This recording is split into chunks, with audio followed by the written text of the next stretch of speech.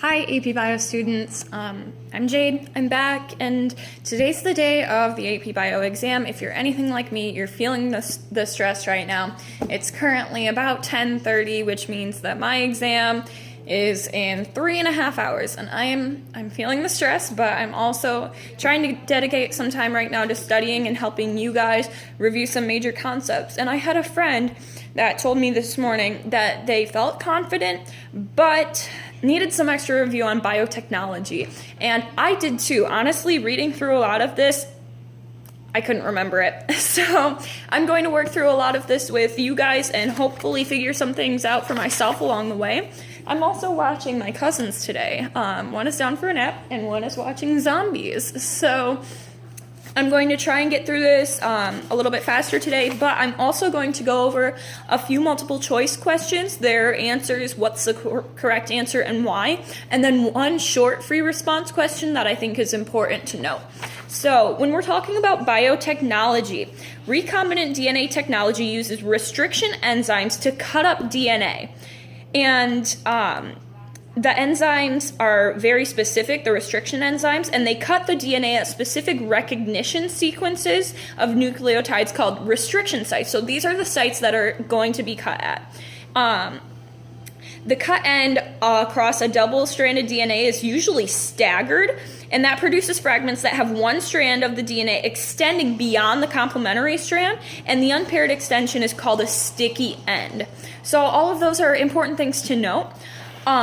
And the basic steps of DNA cloning, I want to just go through those really quick. I'm not going to go into detail of them, but I want to at least note them for you guys to hear and get that through your head once again. So DNA cloning is basically exactly what it sounds like. It's a procedure that allows DNA fragments or genes to be copied. You're cloning the DNA. It's what it sounds like. So first you're going to use a restriction enzyme to cut up the foreign DNA that contains the gene that you want to clone. And then you're going to use the same restriction enzyme to cut up the DNA of a cloning vector. After that, you're going to mix the foreign DNA with cut plasmids, and plasmids are going to be small pieces of DNA inside of bacteria. And then you're going to apply DNA ligase to stable the attachments. Ligase is used during DNA replication to link together Okazaki fragments. So ligase linking, that's how I think of it. And then you're going to mix plasmids with bacteria to allow transformation. The bacteria are going to take up those plasmids with the new foreign DNA in them. And then you're going to grow the transformed DNA in the presence of ampicillin and XGAL. So that's going to allow the end process of a genomic library, which is going to be a collection of bacteria. Each of the bacteria will contain a fragment of the genome of a foreign DNA, but together all of the bacteria contain the entire genome of the foreign DNA. So that's DNA cloning, the gist of it. I also want to go over polymerase chain reaction, and that's a technique that makes larger numbers of DNA copies faster than the DNA process that we just talked about. Basically what happens is the DNA is heated. Heating denatures the hydrogen bonding between the double-stranded DNA and forms two single-stranded DNA molecules.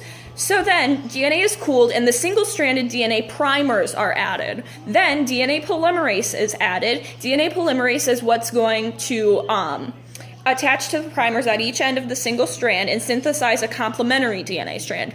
And then you're just going to repeat the above steps, and that's going to produce larger numbers of DNA copies faster than DNA cloning.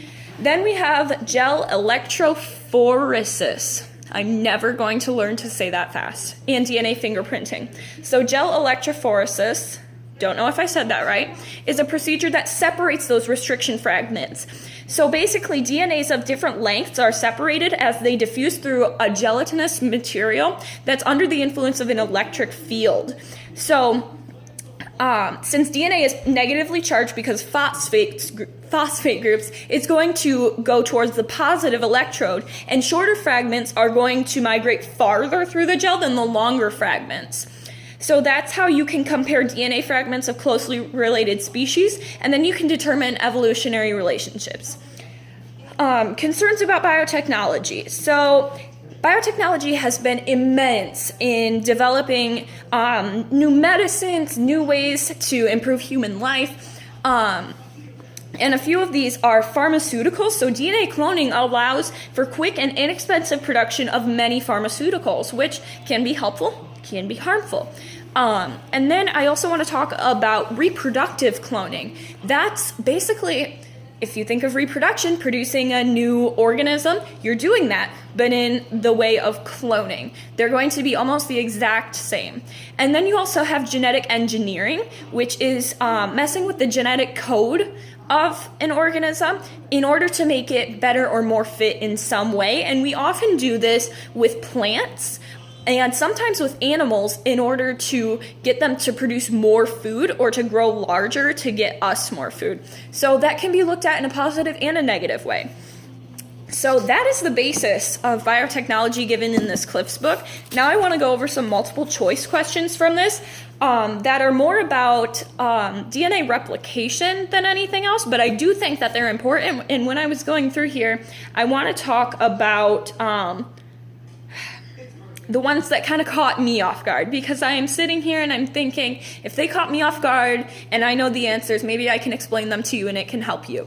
So the two strands of a DNA molecule are connected by, we have A, hydrogen bonds between the codons and anticodons, B, hydrogen bonds between the bases of one strand and the bases of the second strand, C, covalent bonds between phosphate groups, and D, covalent bonds between the nitrogenous bases. So right away, I crossed out C and D because I know that the two strands of a DNA molecule are not connected by covalent bonds. I know that they're connected by hydrogen bonds.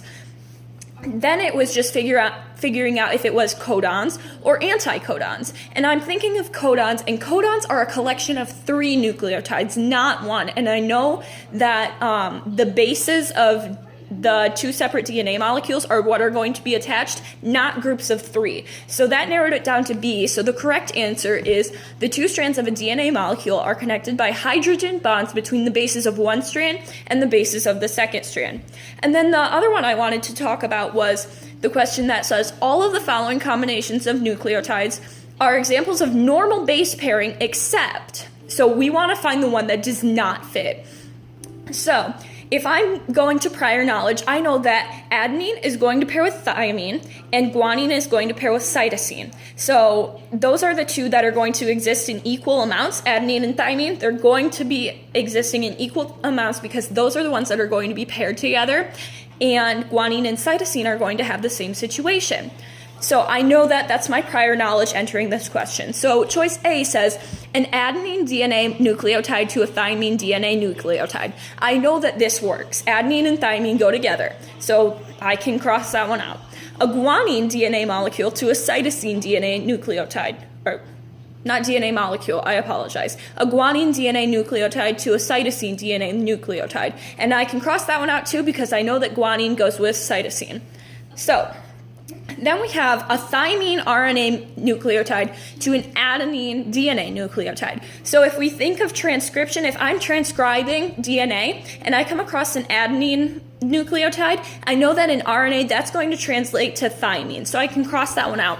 And that leaves us with D, a uracil RNA nucleotide to an adenine DNA nucleotide. That's not going to work. If I'm transcribing DNA to RNA, adenine is going to go with thymine. However, if we were to have a thymine DNA nucleotide, that would pair with a uracil RNA nucleotide. If that, I think I said that right. No, I didn't.